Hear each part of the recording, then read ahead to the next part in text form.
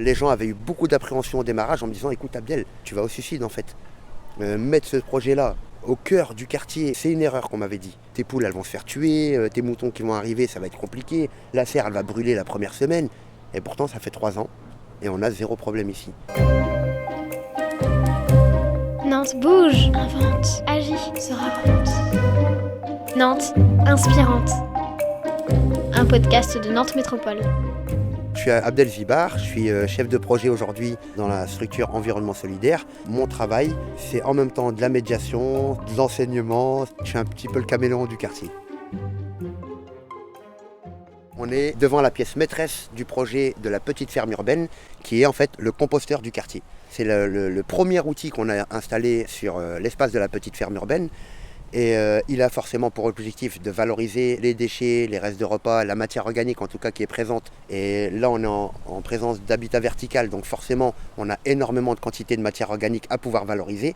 Par contre on est en présence d'habitants qui sont très peu sensibilisés à cette problématique. On a des gens qui sont complètement éloignés de la préoccupation environnementale. Il y a énormément de problématiques en fait à régler avant que les gens comprennent, et ça ce mot-là il est très important, c'est la compréhension de l'effort qu'on leur demande. Parce que c'est un effort. Une famille, elle produit à peu près 200 kg à 300 kg de matière organique par an. Là, on a plus de 100 familles. On a 3 ans de recul pour savoir que ça fonctionne et ça fonctionne très bien. Et d'ailleurs, on a un problème, c'est qu'on va devoir en installer un deuxième parce qu'on n'a plus de place maintenant dans ce composteur-là. La deuxième chose qu'on a installée, c'est le poulailler. L'objectif, il est de récupérer des organismes vivants qui se développent dans le composteur, qui sert d'apport en protéines pour les poules. Toute la journée, elles se baladent dans le quartier. Donc elles vont aller manger des escargots, elles vont aller manger des limaces, elles vont manger des fleurs, des plantes, etc. Et elles pondent des œufs qui sont exceptionnels.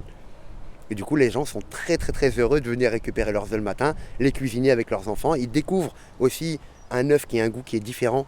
Là, l'avantage, c'est qu'on va proposer à des gens qui ont très très très peu de moyens ou pas de moyens, la meilleure qualité qui existe. On a un espace qui est réservé uniquement aux enfants. Les enfants vont venir récolter, vont faire du porte-à-porte et ils vont aller distribuer les aliments aux différents habitants. Ensuite, derrière, on va avoir des bacs qui vont être des bacs de culture partagés. Là, l'objectif de ces bacs-là, en fait, c'est de créer des groupes. On a mis en place des ateliers et des animations sur la compréhension à la permaculture, puisque ces mêmes personnes-là, en fait, ce sont des familles qui vont évoluer d'espace en espace. Donc là, elles travaillent pendant 1 an dans ces bacs-là.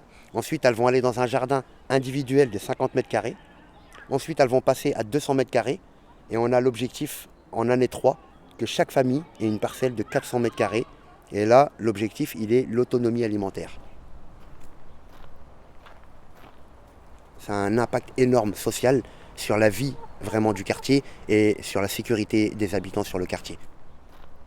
Quand on parle par exemple de problèmes de stupéfiants, on est en plein dedans ici, nous dans le quartier Bellevue. Si on n'a pas une solution réelle à lui proposer derrière, le gamin il remplit le frigo de ses parents.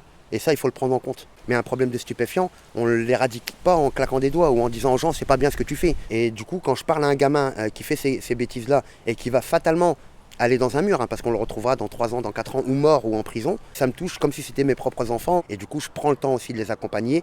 Je prends le temps qu'eux ont besoin pour comprendre le projet et pouvoir les intégrer petit à petit dedans. C'est vraiment une solution qui est pérenne, en tout cas que j'attends pérenne, et du coup je prends le temps de construire les fondations pour qu'ensuite ça ne s'effondre pas.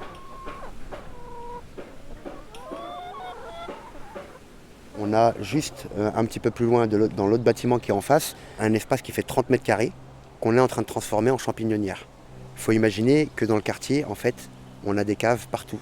On a des sous-sols qui ont été condamnés par les bailleurs.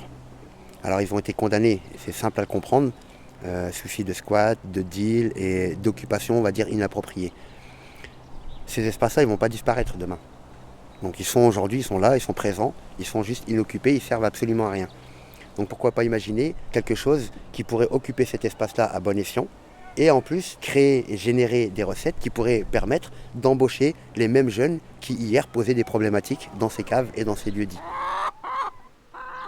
Autour de nous, on a des gens qui sont en détresse psychologique, on a des gens très fragiles, etc. Et chaque petite pierre qu'on peut apporter pour les consolider, pour les renforcer, c'est toujours ça de prix. Et mon travail, vraiment, en dehors du projet agricole, en dehors de toutes les constructions qu'on peut faire, etc., et même de tout le pognon que ça pourrait rapporter demain, et ça va en rapporter, j'espère, mon cœur, de métier, c'est mon lien avec les habitants et l'impact que je laisserai derrière moi quand je serai parti d'ici. Nantes Inspirante, un podcast de Nantes Métropole.